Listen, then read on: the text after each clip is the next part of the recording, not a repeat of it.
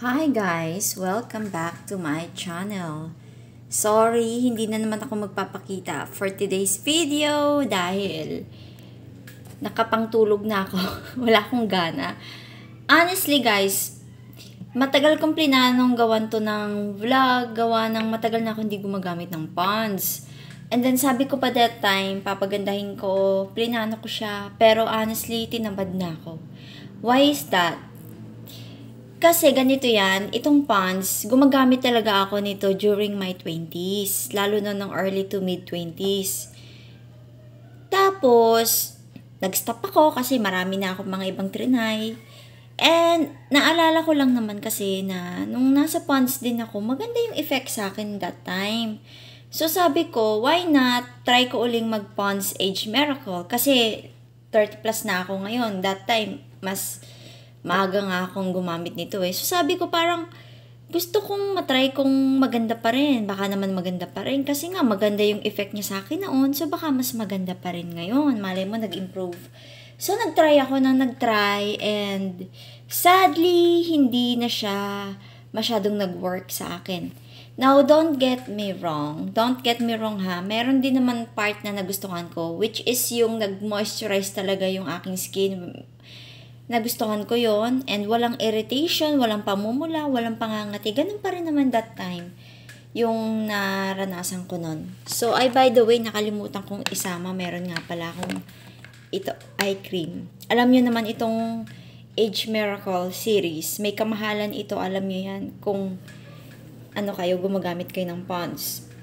So, bumili ako and napansin ko lang ang pinagkaiba niya this time compared noon ay mahirap na hanapin yung facial wash nito at saka yung toner.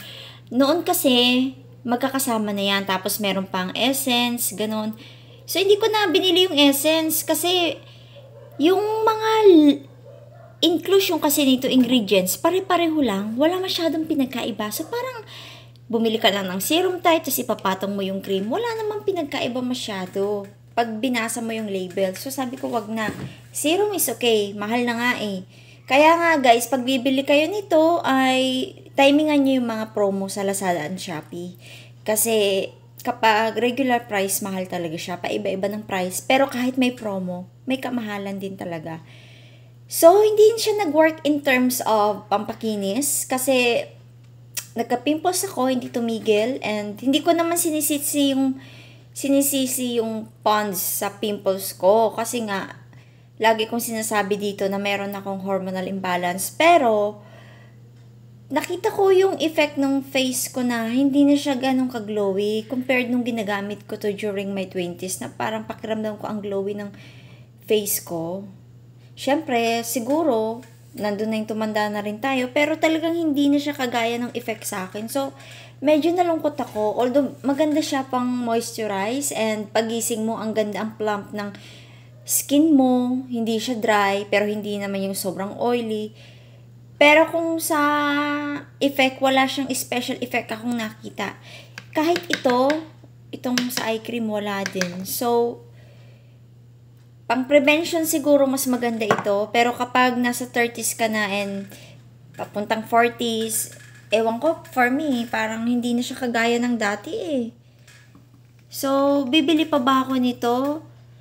Well, hindi ko sinasara yung pintuan. Kung makita ko na may magbago and may mag-improve, itatry ko pa rin kasi lagi naman akong open for new things and improvement. Pero, sa ngayon, pagkatapos nito, hindi na muna siguro. Tatapusin ko lang to. Ito, ginamit ko to simula June, July, August, September. O, 3 buwan na. Hindi puno ha, pero medyo marami pa rin ang laman nitong 2 jar. Yung sa day serum, may laman pa rin. Yung sa night serum, naubos ko na. And ito, may laman pa rin. So, i-rate ko siya. Kung i-rate ko siya, I would say, I think, 3 out of 5 star. Why is that? Kasi yung inclusion nito, halos pare-pareho lang. Wala namang pinagkaiba. Wala silang dinagdag. Halimbawa man lang, retinol, tapos pang umaga sana. Iba naman. Although dito, makikita mo sa label sa likod, marami naman siyang ingredients. Pero pag chinek mo yung box, halos pare-pareho lang.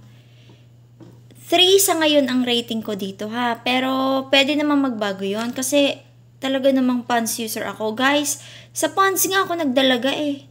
Yung color pink, kung naalala nyo yun nung high school, yung color pink, saka yung cold cream, yun mga ginagamit ko. Saka yung pearl cream, yung color parang beige, creamy. Wala na yun ngayon nun. Ewan ko kung meron pa. Kaya, sa tingin ko, ubusin ko muna to. I-recommend ko ba? Yes naman, may i-recommend naman. Pero, I suggest na kung wala ka pa 40 or 30, mas maganda, mas maaga mong gamitin ng anti-aging. Kaya nga anti-aging eh. Ibig sabihin, for prevention din po kasi. So, yun lang guys ang masasabi ko. Pero walang allergic reaction yung skin ko dito ha. To be fair naman kay Pond's. Thank you so much for watching and I'll just see you again on my next video. Just mabalos po. Bye-bye!